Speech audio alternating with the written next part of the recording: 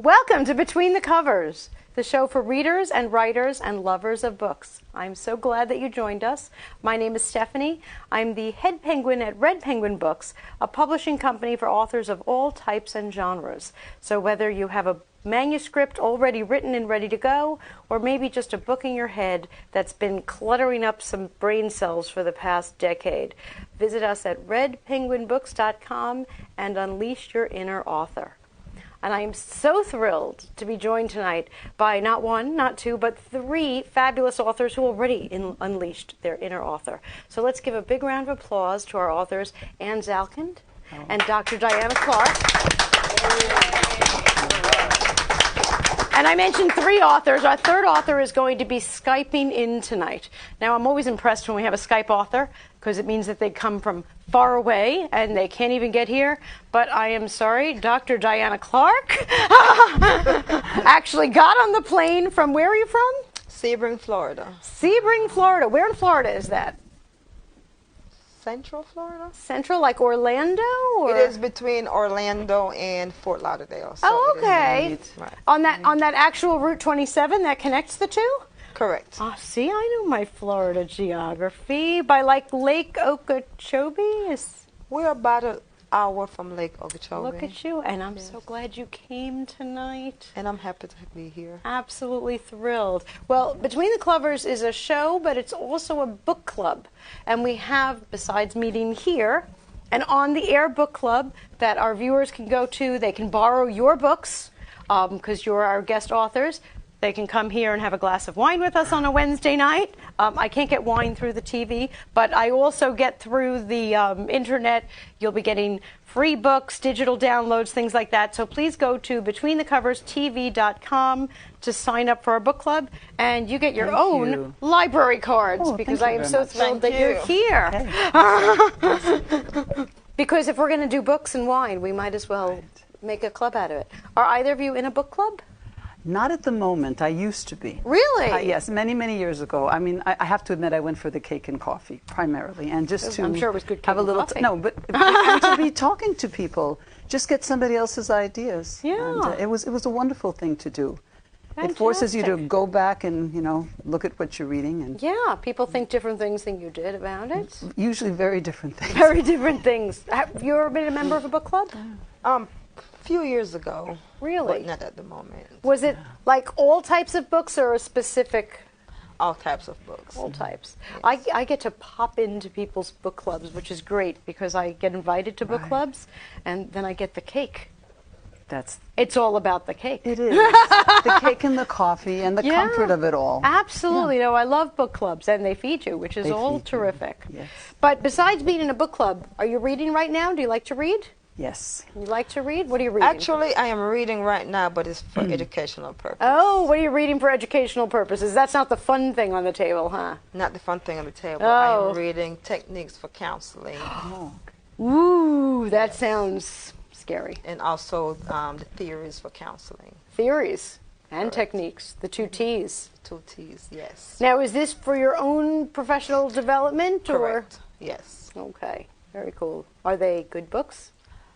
Yes, I can say I'm actually enjoying reading a textbook. Oh, good. Okay. So they succeeded. You know, because if a textbook is boring you don't want to read it. No, but I'm actually reading this textbook word for word. So, Oh, they really did a good job with that. yes, Absolutely. Now, what are you reading for fun? Do you have time? not at the moment. I know that feeling. But I do see something colorful on the table. Is that something that you read before? This book I've read several years ago. Okay. It is A Piece of Cake, We're talking about cake. right, by Cupcake Brown. And Is that her real name? yes, And that's why she had to call it a piece of cake. Piece of Cake. And what it is, it's from a very young girl. She was put into foster care. She lost her mom to death, and she was placed in foster care. Her dad wasn't really a positive influence in her life. And from the abuse in foster care, she turned to the streets, and all she knew then was drugs. You name the drug, she had tried it. Prostitution. it's been a while since I read the book, but in chapter 42, I've always focused on that chapter where she was arrested. Actually, she wasn't arrested. She was pulled over. And the night she was pulled over, that police officer took her into the woods, and she thought it was for another trick, but he took her there and he sat her down and talked to her and just basically told her, this life is not yours. This is not you. You need to get off the street. And of course, she had a change of heart, but we all know it's easier said than done. She got arrested 3 other times. And each time before she was taken to jail, he would show up and he would ask, let me handle her. And he would take her in the car, ride her around, and encourage her to get off the street. She got off the street, turned her life around, and started to practice law in California. Wonderful. I do see a lot of parallels with that, and why you wrote what you wrote and are such an inspiration. And I loved your book, which we're going to be talking about later. I just want to say that is so interesting and so apropos to what I'm rereading, Viktor Frankl, you know, Man's Search for Meaning. That you take the direst circumstances and you have to make the positive out of it. And some student asked him one time, Frankl, Frankl said, can you guess what my purpose in life is? And a student wrote down on a note, it's for you to help other people find the meaning in their lives. And that's what it was about. So there you go. I love that. And that's definitely something I'm going to want to read. Well, just a little comment to our viewers. We want you reading. But when you finish with a book, we just want to give a quick shout out to the book fairies who collect books. We absolutely love supporting the book fairies here. They collect books to distribute to people who are not able to get books for themselves. So many of their books go to schools right here on Long Island. I'm kind of horrified at the thought that we have teachers who don't have the funds from their school districts to put books into their classrooms. So they actually open their warehouse doors one day a month for teachers to come and take whatever they want. They collect and distribute over 50,000 books every single month. So if you have unwanted books, please look at thebookfairies.org or drop them by here at the show. My trunk is filled because every week I bring them from the show over to their warehouse. I'll give you a glass of wine. Okay? We're going to just hear from our sponsors and we'll be right back.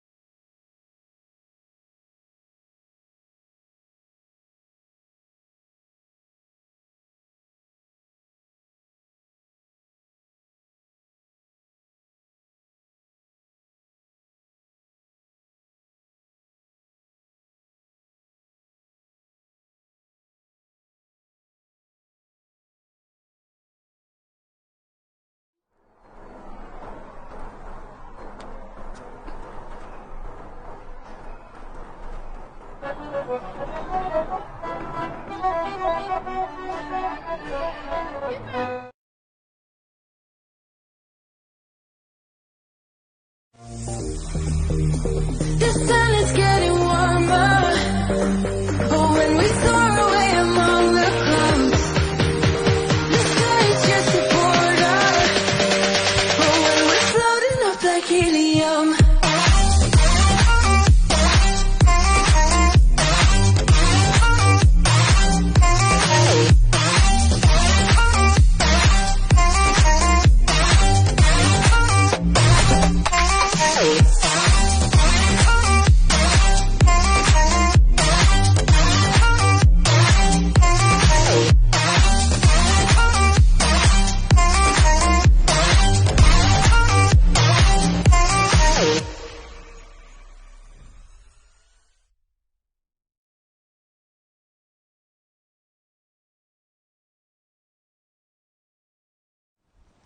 Welcome back to Between the Covers. I'm so thrilled that you're joining us. Our first author guest today is joining us from Maryland. So she's going to be joining us via Skype. Please welcome author of Beautiful Nightmare, Elsie Sun. Elsie, are you there? So nice to have you on the show today. Thank you for having me. I'm glad to be here. I am delighted to have you on the show. And thank you so much for sending me a copy of this beautiful book so I could read it in advance. And wow, what a stunning cover. It's like a work of art. Thank you. Absolutely. I have a really great cover artist, RMX do. Graphics, so I have to give her a huge shout out. Yes, please tell her that I was like in love with it and want to frame it for my house. It's beautiful. I'll tell her. Now, how did you get involved in paranormal romance? That's such a fabulous genre. Were you just inspired? You had the story? I have to attribute it to growing up. I was a real big sci-fi fan. I loved all things sci-fi and superheroes. And then, of course, I love romance stories, but I wasn't really one of those the girly romance stories that, just wanted to fall in love. I needed some extra. I needed something more. So paranormal romance was kind of where I found my stick. That was a great place for me because it was, not just the normal, he was nice and he brought me ice cream. Oh, he flies and he brings me ice cream. I like that better. I like that. It's funny. We were just talking about how I said you're a blending of real and the fantastic. And Anne said, sometimes I don't know what the difference is. I said our best authors don't know what the difference is either. No, we don't. It's all a blend. What's real, and who's to say what's not real? Exactly. So tell me a little bit about your writing process. I personally don't write fiction. I write nonfiction, and I'm so jealous of fiction authors because I hear that some write with an outline, which I'm guessing would be my method because I'm kind of type A, but some write into the dark and just let their fingers write the story. Can you tell us a little bit about your writing process? Sure. I think I'm right in the middle. I mean, I definitely put an outline together of what I believe the point A to point B and eventually getting to point Z. I can say when I started this book, there were some characters that I wanted to kill initially that I ended up loving because as I continued to write, they had qualities that I didn't think that they were going to have when I just put my outline together. So that outline was very fluid. It was real organic and it shifted over time. And really, as you can see, it's a pretty mammoth of size. Oh gosh, book. It's a mammoth book. My goodness. In that I really had to try to pare it down, but the characters really just kind of spoke to me during the process. But I had an outline, but I definitely tried to be open to let the characters talk. Now, did any of your characters ever surprise you with what they did? Yes. Really? Yes. Without giving any spoilers away, I mean, there was this one character that I just really didn't want to like this person. And as I continued to write, I found that they had some endearing qualities that really weren't that bad, and they ended up living and they'll be in book 2.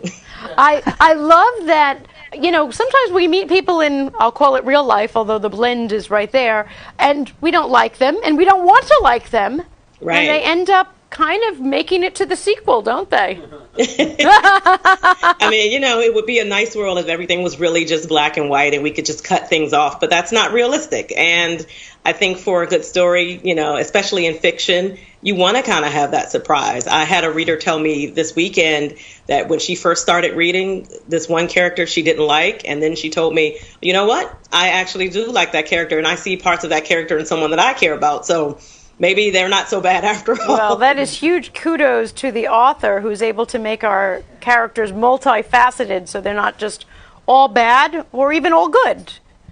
Even the good ones should have an Achilles heel. Oh, yes. And, it's a weird saying, but, there was that song back in the day called Sympathy for the Devil. And I think there's always that thing with a villain that at least you can, even if there's a villain in the story, that they have some backstory to them or there's a reason why they are who they are. I don't think I can write the type of villain who's just villainous for no reason. So, Now, I know we have many viewers who are aspiring authors themselves. And can you tell us a little bit, whether it's tips or maybe a little bit about your own writing process? Do you force yourself to write through the writer's block? Do you let it just come to you? Do you dream? Hot baths? What does it for you?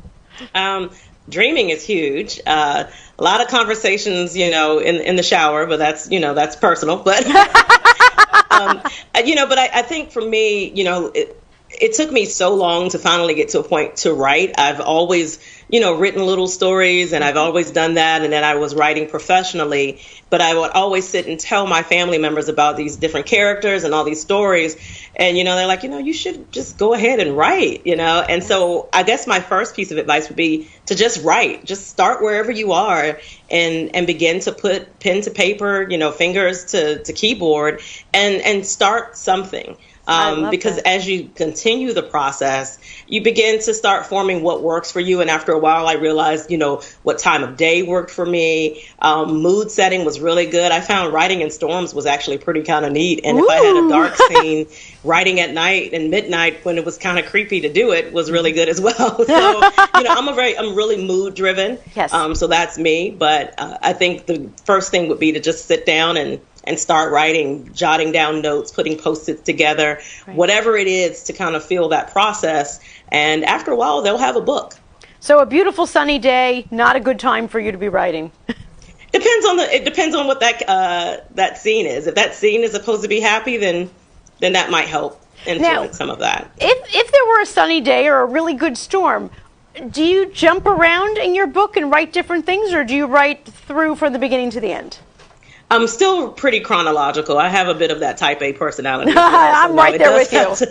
It does have to be pretty chronological, but if I have a quote or a saying that I believe the character would say, I will go ahead and, write that scene, and I'll put it to the side in the program that I use so that I can come back to it later when I get to that chapter. Right. Now, what program do you use? Do you mind my asking? Right now, I do my base writing in Word, and then I also use Scrivener. Oh, do you use Scrivener? Okay, I've been using that. Do you like it?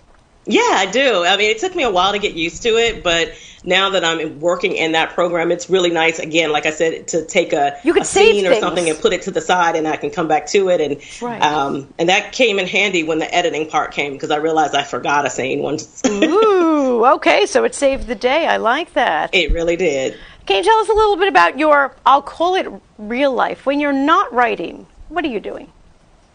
Outside. Well, I'm a mom to 3 kids and a wife. Wonderful. So a lot of, real busy. That's busy enough, time. boy. I have an 18-year-old, a 16-year-old, and a 13-year-old. Oh my God, really you've got busy your hands life full. And about to send our firstborn to college. So most of my time is taken up with with my family, and we enjoy. Our family is a real close knit unit. They're, all of us are like our own set of friends. Oh, that's so fabulous. We hang out together. We go to the movies. We love movies. Or even if we're not out, we're watching it in the basement, having movie nights, things of that nature. So really family oriented. I love that. Now, how proud are your kids of their mom? Yeah. Do they all read the book? They not the little one, the little one.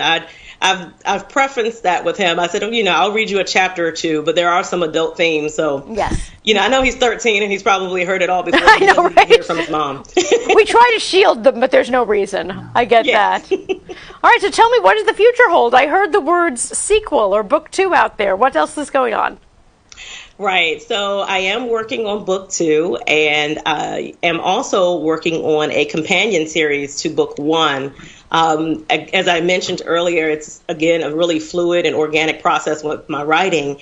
And I realized there was another part of the story, because the story is told from Demina's perspective, who's the main character. But there's a few other characters in the book who have something to say. And it's going to be a smaller novella type book that I'm going to write, that I'm actually writing right now, that will actually precede book 2. And so this is my first time saying it. So if any of my readers are hearing this is the first time they're hearing about this. And the goal is that before Thanksgiving, that book will be released. Fantastic. I have never heard the name Demina before I read your book. Neither had I. Oh, okay. So it's a made-up name. It really is. I love that. Okay. It really is. It actually has some significance. Okay. But it'll be a spoiler if I It would be a spoiler. No, I get that. But when I started the book, I said, Demina. I've never heard that name before.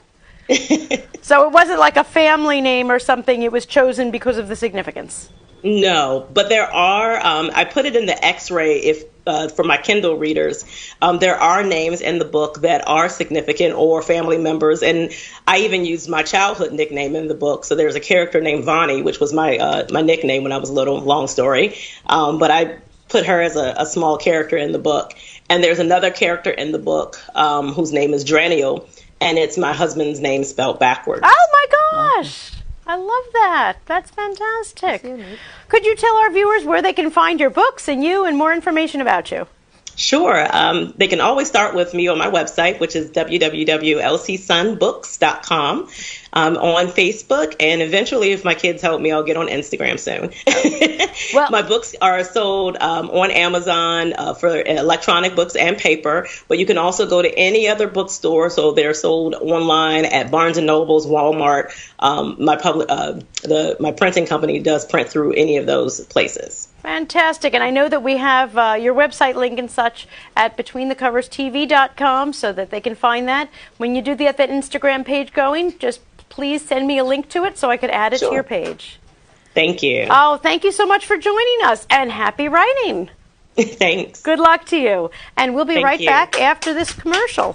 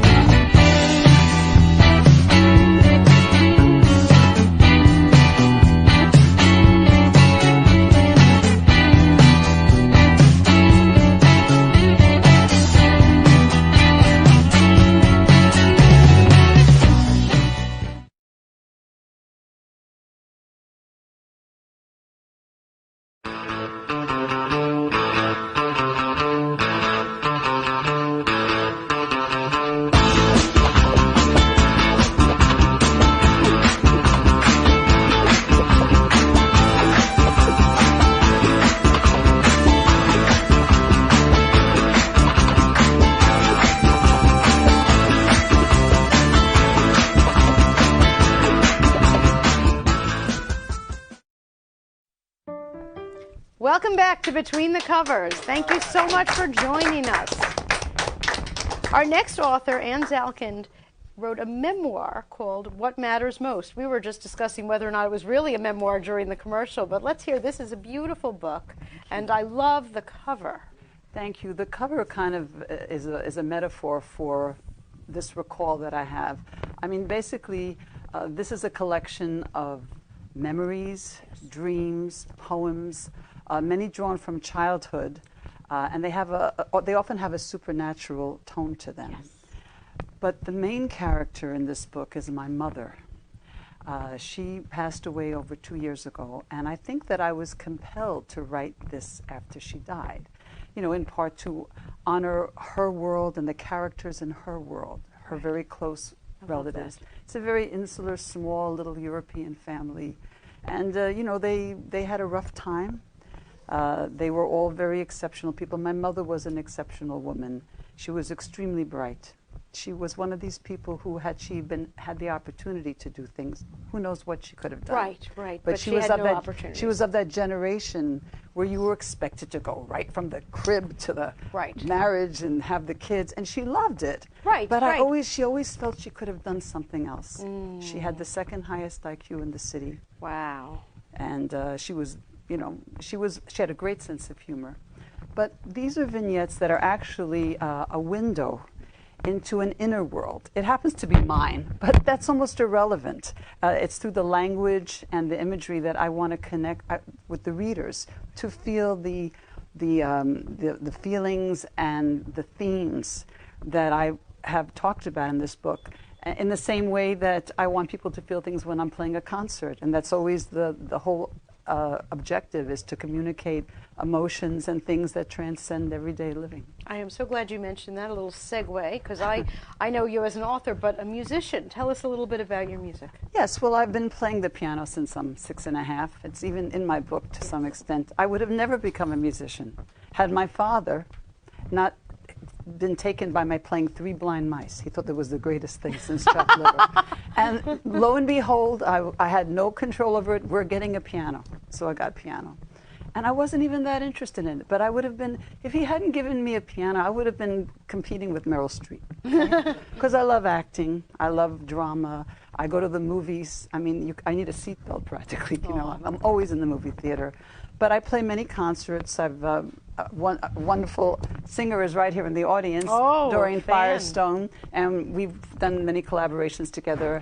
I also have a chamber music group, Sylph Chamber Music, www.sylphchambermusic.com. Sylph, as in the water sprite. SILF. SYLPH. SYLPH. I'm so glad you said the that. Element so, of it. sylphmusic.com, SYLPH. Exactly. Fantastic. Right. With flute, crystal singing bowls, and wonderful vocalist Andrea Ronda, flutist Nadine Sharman. So I'm playing a lot of concerts these days. Fantastic. And I know you're playing with, you mentioned Doreen Firestone, Yes. which is Firestone Productions Unlimited.com.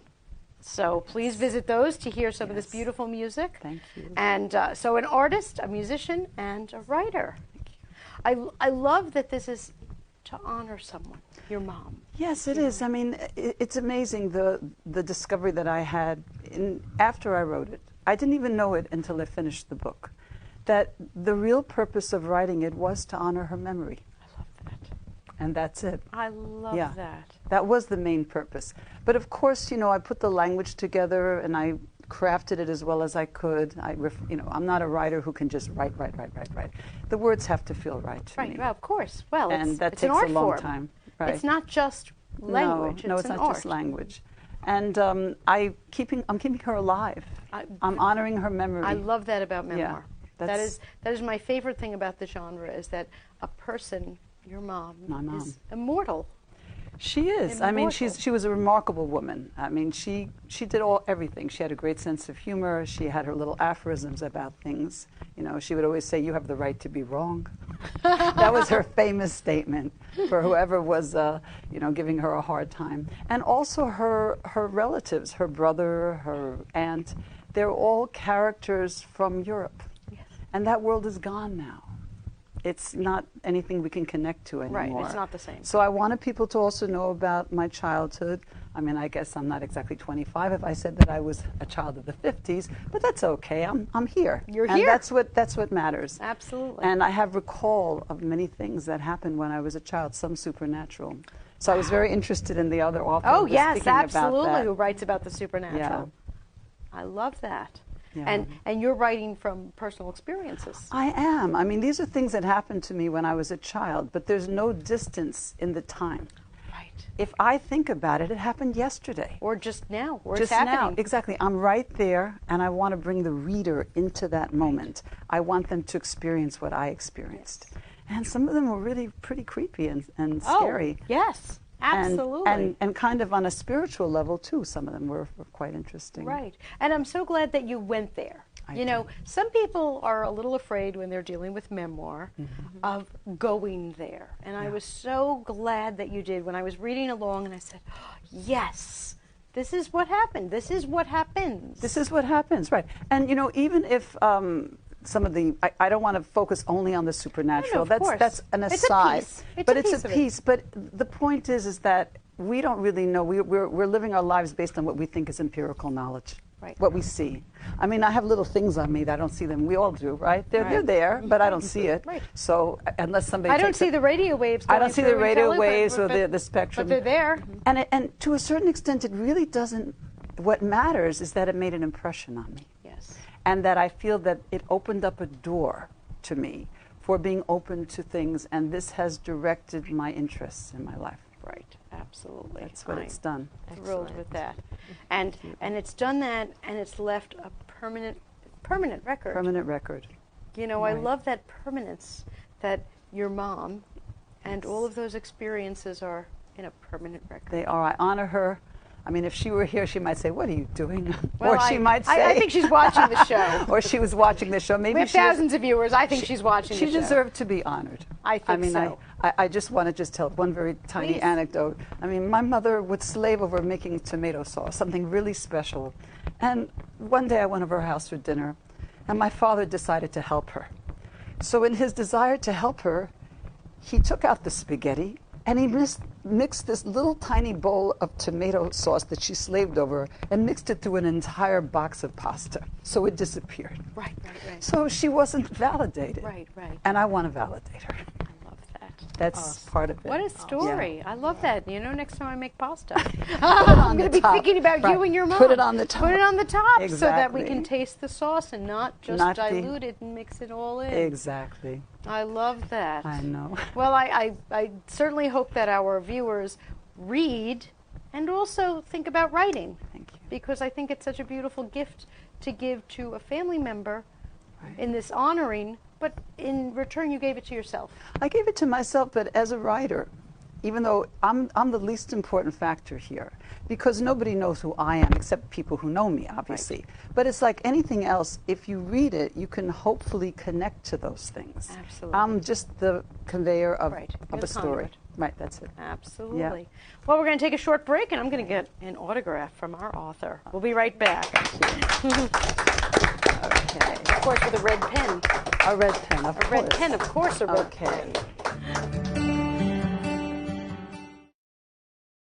Everybody get up when you're feeling down. Everybody get up, turn your life around. When you trust yourself, you have the power to make up your life. Studio 1031 is an environment where excellence is always expected. We work with all types of people from all walks of life.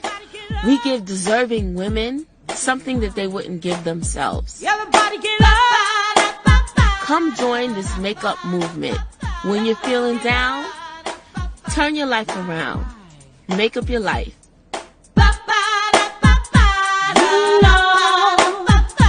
I know it's gonna be alright.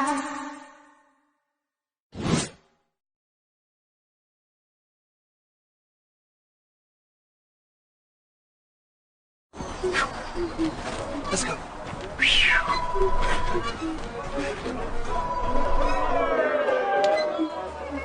Let's go. No, I have plans with her. I'm sorry, but that's the deal.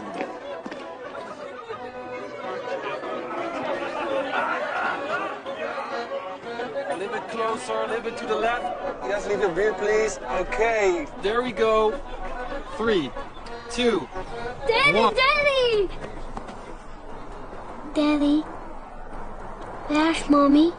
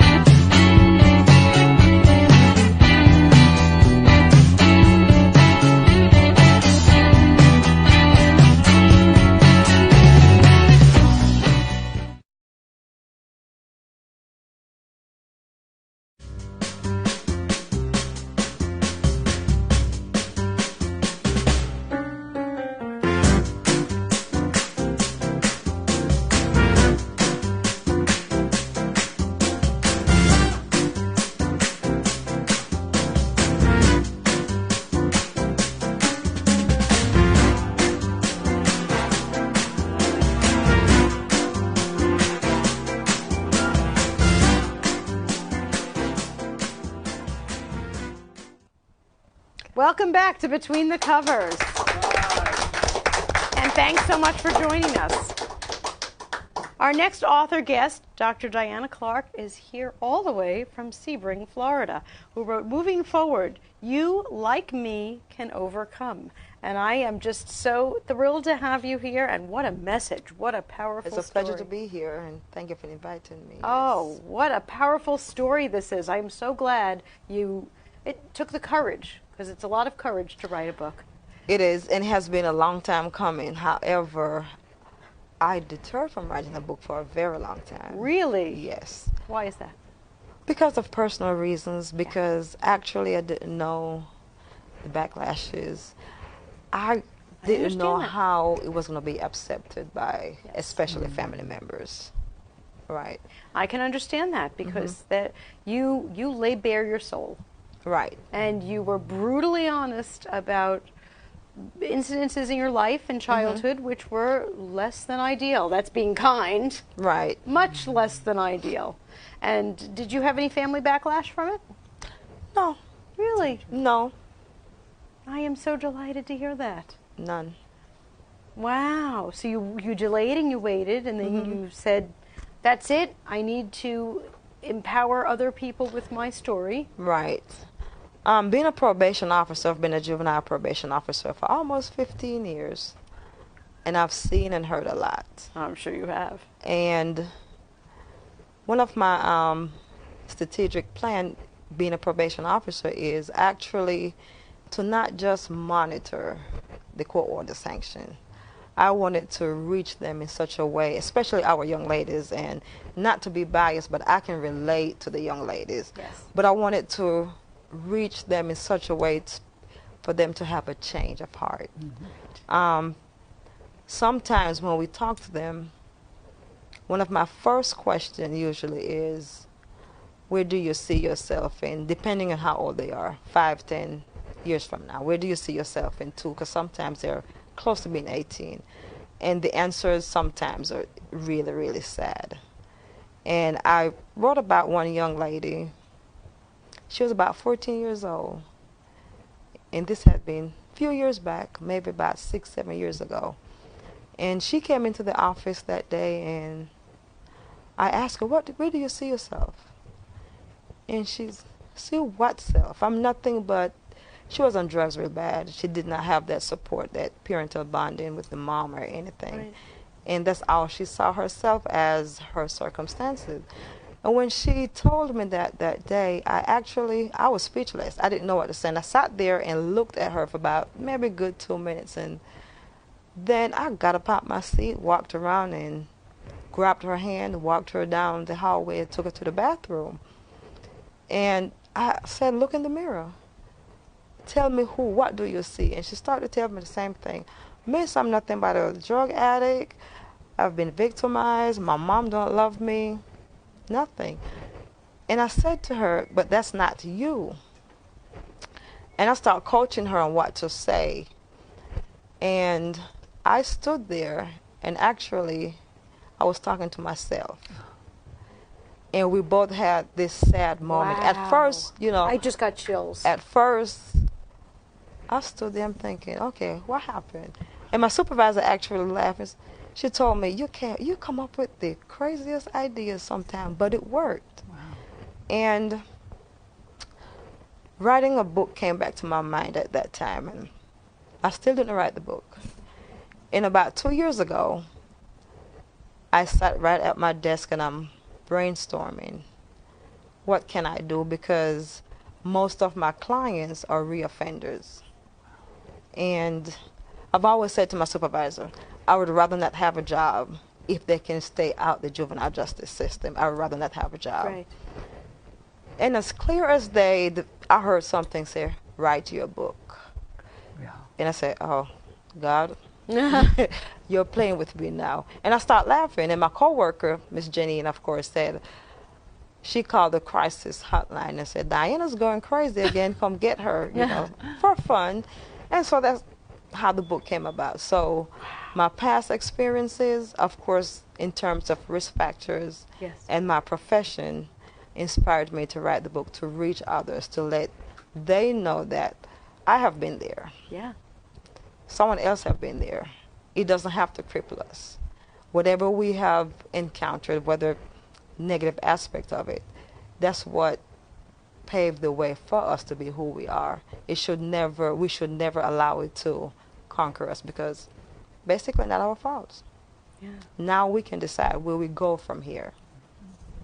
What a message. That is so empowering to be able to say to other people and to be able to say to yourself. You know, all those years that you didn't write the book. That I didn't write the book. That you didn't write the book, but now you wrote the book. How did it feel?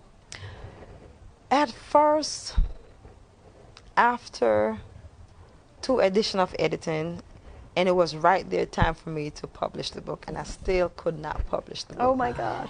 And I'm sitting there and I'm wondering, should I publish it or should I not publish it? I am going to publish it. And I had a deadline to publish the book because I founded a nonprofit organization, Move Beyond. And I had just organized a motivational summit. And I wanted to have copies of the books to hand out to our young ladies. So I had to publish it in order to order copies. And my coworker walked into the office, Mr. Royal, my work son, he walked into the office and, did you hit submit yet? And I said, no, not yet. He just walked over and hit submit. Done. Yes. I love that. It was right there on the screen, huh? Yeah. And not for any self-praise, but they have done well. And the intent of the book was for at-risk young ladies. Yes. From between the ages of 12 to probably 24. But I have been receiving lots and lots of feedback, positive feedback from the adult population. That's fabulous. I have had calls telling me, oh, I can't believe this. You have influenced me. I have had people saying they're going back to school, just becoming a better person in some areas of life. Wow. How does that make you feel to know that, you know, even just if it was one, and it's more than one, but even if just one person, this changed the course of their life? And that is exactly what I tell myself. I was going to be my #1 supporter because I was going to order my book, which I'm still doing, and I'm going to hand them out. Yes. And I have done that. Yes. I have gotten it to be a court order sanctions for our wow. Yes. Good for you. For our young ladies to read. And of course, they don't have money. So when I order it, court order sanction, I hand them the book. Now you will read and you will write an essay. I'm giving it to you for free, but you're going to in turn pay me with an essay. Tell me what you have learned and how would you apply it to your life. I love that. It is a wonderful feeling. You're their angel. I love that. That's right. You know, that is the best That is so use beautiful. of handing out books that I have ever heard. That is amazing. And think of how many people whose lives you've turned around. And you know, it's funny, the way life is. Some of them, you get to see the fruits of it now. Right. You'll see some of your young ladies who have turned over that leaf. Some, it might take 20, 30 years. Some I may never see, but my kids will see and hear about it. Yeah, some I may never see. Yeah, you might never see it, but it's like those ripples in the lake. Right. You can't see the effect, but you know it. And what a gift. What a gift that you're giving to other people. That is just amazing. I am so thrilled. It's just beautiful, you know, because and like you were saying, Stephanie, I mean, knowledge isn't something that shows up right away. No. It's like anything else. For some people, it's immediate. Other people, it has to germinate a while. Right. And you never know, and then one day they go, aha, I get it. Right? Right. And that's so amazing. Ah, they get it, and you They don't know do. when that's going to happen. You don't. And you know, you can't write a book with that expectation. You No. can write with the hope. Right. That I hope that my story being put out there is going to influence somebody. And you can even write with the knowledge that I'm sure at least one. Right. But you can't possibly expect. But what a gift to hear about it, and that you actually got it put into their program. That it's part of their release program, or No, actually, it's not a release program if they're on probation. okay, probation. Correct. Yes. And that is only within my office, within my unit. Right. So they're on That's probation. amazing. Great. Yeah, That's a we have great it co-ordered. You can read it. That is just Yeah. amazing. Now, is there going to be a follow-up book? Actually, I wrote what I call 2 chapters because I like to go in I like to have it laid out. So I don't write a few words and put it together later. I write it the way I want it. So I wrote 2 chapters of a second book about 2 months ago, but then I stopped there. Uh-oh. Do we have to wait another 10 years for this one? No. I hope not. No. I'm thinking about it because I'm not sure where I want to go, because if you read this book, it's very short. It's not in depth. So I'm probably going to expound in each chapter. Okay. So it'll be a second edition. I like because that. the first book, as I stated before, the audience I'm trying to reach, I didn't want them to have this thick book, which is a good book. That's kind of scary, you know. Correct. I wanted to have a simple. No, this is a good size. Right. I wanted to have a simple conversational. So as they're reading, it's like I'm sitting there talking to them. Exactly. So the second one would be a little bit different. So I'm not going to put a timeline on it, but it will be sometime this year. Okay, sometime this year. Yes. We're already halfway through the year, you I know. Once I start writing, I write every day. Oh, do you really? Mm-hmm. Once I start writing, I write every day. Okay. Same place? Do you usually same time of day? Do you know? Tell us a little bit about that. Usually, at home. See, what I do, I have a self-care plan, and writing can become and had become a part of my self-care plan. So I like that. After a long day of work, if you look at the back about the author, I'm very busy. Oh, yes. So, I read the back about the author. You're very busy. So I'm very busy. So at night I get home, and when I decide to write, I crawl in my bed with my laptop, and I will sit there and write for hours. Really? Mm-hmm. I can really understand that. It's a meditation. Right. It really is. You're in another zone when you do that. It's amazing. It's very absorbing, and everything else gets tuned out. Right. Yeah, I love that. Well, putting you on a deadline now. I want by the end of the year. Yes. To open my mailbox and to have another book, and you can come back on the show. That would be great. Can you tell us where we can find you and your work online? So you can find this book on Amazon and Kindle. Mm-hmm. Also, in the near future, should launch my website, movebeyondinc.com. Okay. Should be launched within the next 2 weeks. Okay. When that gets launched, you'll send it to me so I can add it to the page. And there'll be a link there to order my book from there. And I'm just going to throw in a little copy that while this is available in print and Kindle, the Kindle has a different cover. Yes. That during the commercial I said I like this cover just because I thought this was empowering. And about that cover, I wanted a picture to depict me walking away. Yeah. I'm moving forward. I'm Moving leaving forward. everything behind. I'm walking away from it. Love it. Love And it. At that time, I had zero budget to actually publish the book. I understand. Yes. Believe me. And I said to my coworker, Shayna, I want a nice picture. And she said in her inner voice, Miss, I have a camera. I can do a good picture for you. Nice. And that picture is standing in front of my office. Oh, wow. That's fantastic. The Power Walk. I love it. Yes. All right. Well, I'm going to get an autograph from our author, and we'll be right back after this commercial. With a red...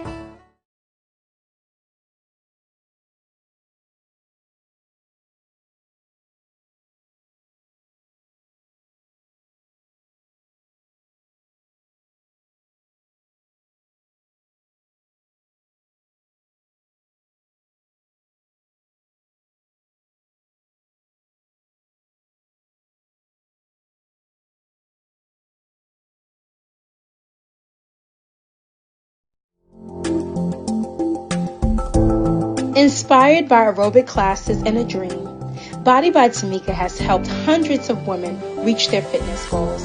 One size doesn't fit all, and neither should your fitness experience.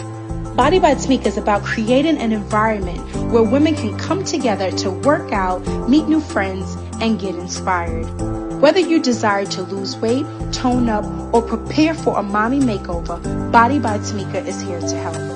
Body by Tamika is considerate to female weight loss challenges resulting from pregnancy and or life changes that can be extremely resistant to diet and exercise.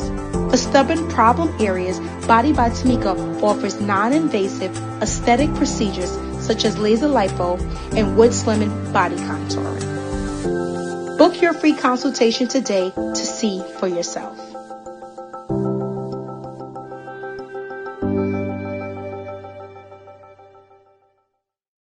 Are you a tie lover? You love the diversity in ties because they come in different colors, fabrics, patterns, etc. Get access to a wide variety of neckties. Buy from or trade with other tie lovers. Don't wear ties anymore? You have more ties than you know what to do with? Want to turn all those ties into real money? Do you just need a tie? You just need a tie for a special occasion. Now you can buy a tie today and sell it tomorrow. The Necktie Exchange, the online retailer where you buy, sell, and trade neckties. Register today. Dropping gems from Keisha Christian. She's on a mission, sharing information, knowledge for soul, body and mind. Dropping gems, KeishaGems.com. KeishaGems.com. Welcome back to Between the Covers. I am so delighted that you joined us. We had three fabulous authors, completely different, which I love. You'll want to catch Elsie Sun, LCSunbooks.com for her paranormal romance, Beautiful Nightmare. And Anne, tell us where we can find What Matters Most. You can find it on Amazon, digital and a paper print on demand, as well as Palmetto Publishing Group. They have it on their bookstore website there also. Fantastic. And where can we find your music also? My music you can find on www.sylphchambermusic.com. And under the bios, there's a little link with my name. You can also get to the book. But I am going to try and create some kind of a website for the book as well. Terrific. And when you make those links and whatnot for your music as well, can you please send them to me? I will, absolutely. Okay. So that if you forget everything else we say, BetweenTheCoversTV.com and all of our links to our authors will be there. And Dr. Clark, where can we find you? You can find the book on Amazon.com and Kindle, and within a few weeks on www.movebeyondinc.com. Movebeyondinc.com. And Move Beyond is the nonprofit you're forming? Nonprofit organization that I found 2 years ago.